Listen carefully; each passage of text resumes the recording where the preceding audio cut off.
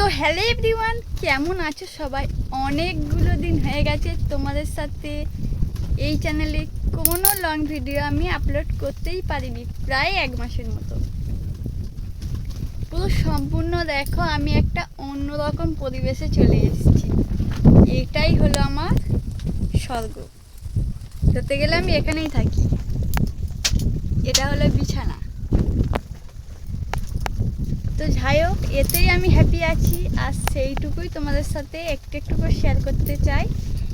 But এখানে সত্যি কথা বলতে এতটা পরিমাণে নেটওয়ার্কের সমস্যা, যে কারণে আমি সেই প্রথম দিন থেকে আমি কোনো ভিডিওই করতে পারিনি। এই ঘরে তাও একটু আছে, কিন্তু কতক্ষণ থাকবে সেটাও জানি না। তো এখানে মানুষজনদের জীবনযাপন কেমন আমি অবশ্যই তোমাদের সাথে তো শেয়ার করবই, তবে হয়তো আর ব্লগ ভিডিওটা করতে পারবো না ডেলি। তো যতটুকু পারবো তোমাদের সাথে শেয়ার করবো। যেহেতু এটা নদী এলাকা, যে কারণে এখানে জাহাজ চলে, আর তাই জন্য করে কোনো টাওয়ারই নেই, থাকে না। আজকে ভাবলাম অনেকগুলো দিন পরে, সত্যি কথা বলতে ভিডিও করে করে এমনভাবে অভ্যস্ত হয়ে গিয়েছিলাম না, যে ভিডিও না করলে মনটা খুবই খারাপ লাগছিল। এবছরের পুজো কেমন কাটলো কোনো কিছুই তো তোমাদের সাথে শেয়ারই করতে পারলাম না। যেহেতু আমি ডেলি ব্লগ করতাম, তাই ডেলি ব্লগের মধ্যে তো ওই সবগুলোই পড়তো, তাই না?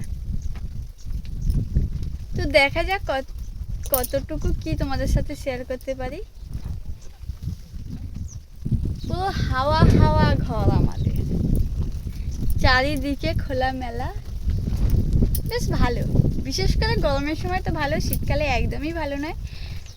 একদিকে নদীর হাওয়া, আর এদিকে আবার চারিদিকে খোলা, বিশাল কষ্ট। এখানকার মানুষগুলো কিভাবে যে জীবনযাপন করে ভগবানই জানে। তো আমাকেও করতে হবে, আস্তে আস্তে করে হয়তো অভ্যস্ত হয়ে যাবে। তো তোমরা পাশে থাকো, কারণ মানুষ কি, পরিবার পাশে থাকলে সব কিছুই সম্ভব। আর আমি এই ভিডিওটাকে নিজের পরিবারই মনে করি, যে কারণে তোমাদের সাথে এত কিছু শেয়ার করতে পারলাম।